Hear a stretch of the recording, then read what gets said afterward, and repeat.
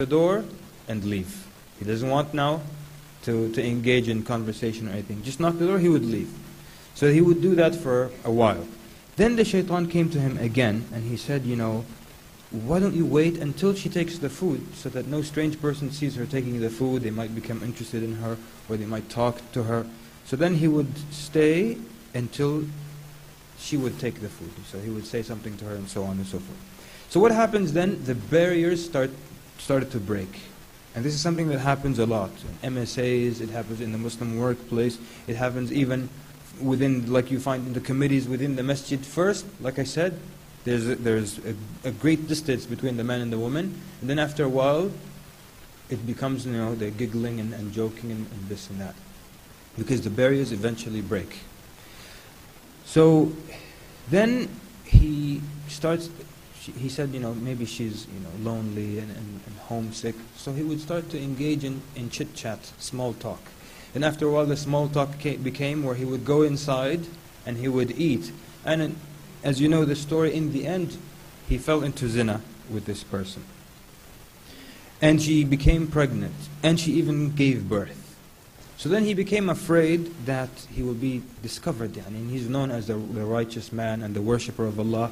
So he killed both of them and he buried them.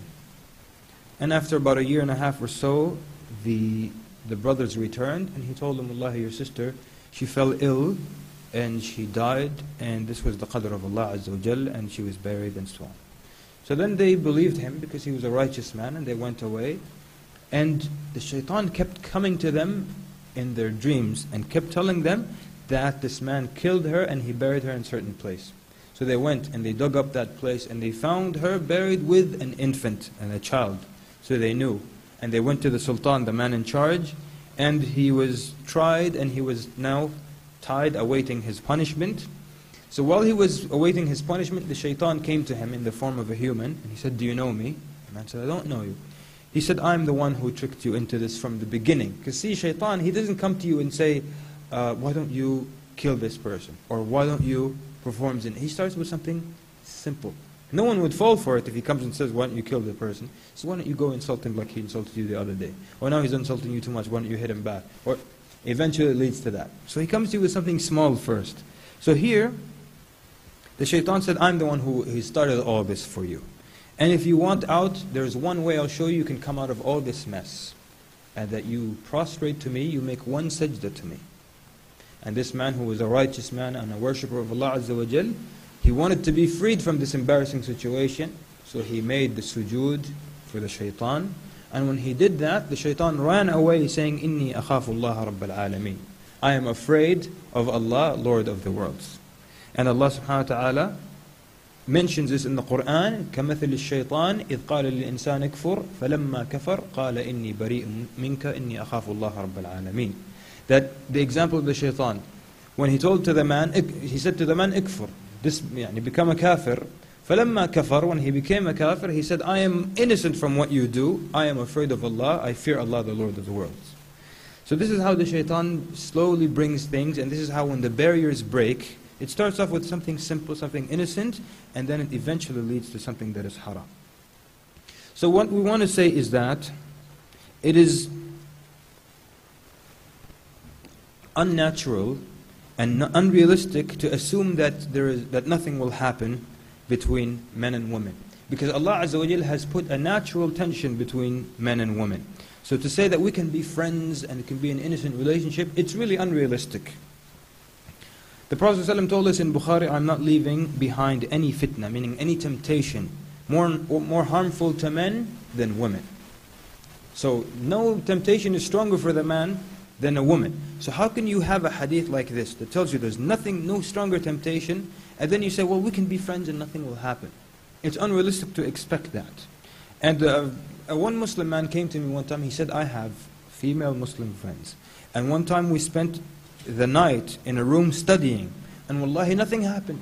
And we didn't even think of anything. I studied, and she studied, and she, like late AM, she left, and I remained, and nothing happened. So he's asking, so why is it then prohibited between men and women to be together in close proximity? And of course the answer is very simple. If because it happened in your case, nothing bad happened, it doesn't mean you should make it permissible for everyone else. This is a specific case. You don't go from the specific to the general, you go from the general to the specific. So, it's not natural to expect that you can be friends with a woman and nothing will happen. That may happen in one or two different scenarios, but do we make that a general rule for people? Do we say, oh, brother so-and-so, nothing happened, he spent the night, so everybody go ahead, spend the night. We don't do that.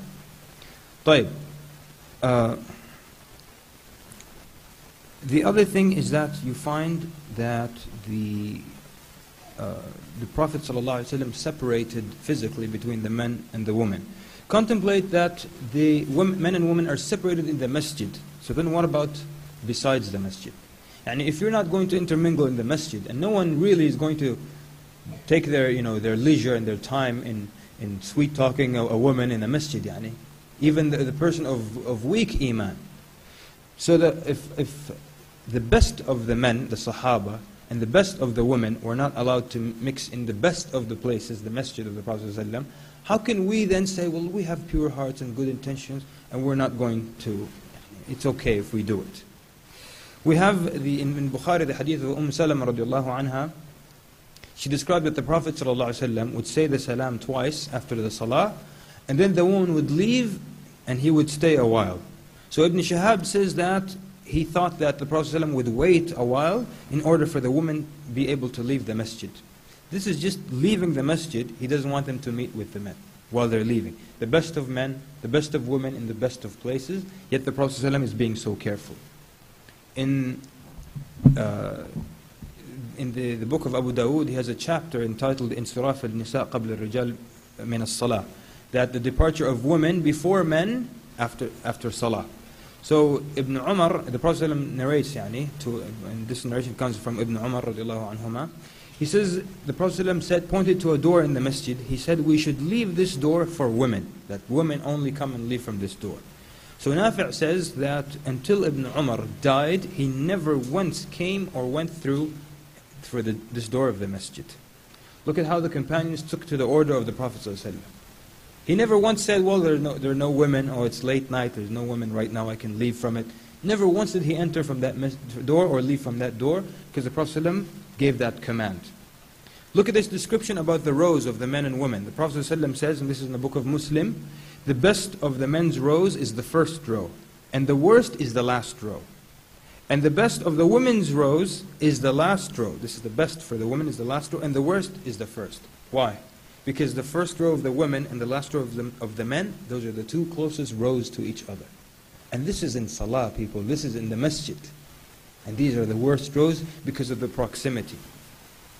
In another hadith narrated by Abu Dawood, the Prophet ﷺ says, give way to the women. Give way means when you're walking on the roads. Because he saw the men and women, when they leave the masjid, they walk on the road together, meaning that there's a man here in the middle of the road, a few steps back there's a woman in the middle of the road, and they're all walking home. No one's talking to anyone. Prophet ﷺ then says to the women, give way as it is not appropriate for you to walk in the middle of the road. So now just walking home, Prophet ﷺ decided that the women will walk to the side and the men will walk in the middle. And then the women narrate, look how they follow the commands of the Prophet ﷺ. The women narrate that women from that day on would walk so close to the wall that sometimes their dress would get caught, snagged on the wall. This is how they obeyed the Prophet ﷺ. And this is how the Prophet ﷺ separated between them, even just walking home from Salah. So then the excuse of the pure heart and the good intention doesn't hold. And most of the time people, when they sin, they don't have an intention to anger Allah. Like the Muslim who consumes alcohol, he doesn't sit down and say, well, my intention is to anger Allah by doing this. His intention is to, whatever they call it, get a buzz, get a ma'rif ish, all these words. So, then comes the other issue of, well, she's like a sister to me. Well, she's almost a family member. The Prophet ﷺ said, beware of entering upon women. So a man asked the Prophet ﷺ, أَرَأَيْتَ الْحَمُو? He says, what about the brother-in-law? The Prophet ﷺ said, Al-hamu al-maut, al-hamu al-maut. The brother-in-law is death. The brother-in-law is death. So what does this mean? So he's telling him, even the brother-in-law. And Nawawi, Imam Nawawi rahimahullah, says that the brother-in-law also would mean all of the relatives of the husband, like the nephews of the husband, the cousin of the husband, the uncle, all of them are not to enter or to stay alone with the wife, with his wife. And the Prophet ﷺ saying that the brother-in-law is death, it could mean that it could result in religious doom if some sin happens between the two. Or it could mean that actual death will happen if there's a sin, because adultery, the result, punishment is death. Or it could mean that the disaster will strike if the husband becomes jealous, he divorces the wife. Or that the Prophet ﷺ is using this terminology to tell you how you should be afraid of being alone with a non-mahram, or someone that you're permitted to marry.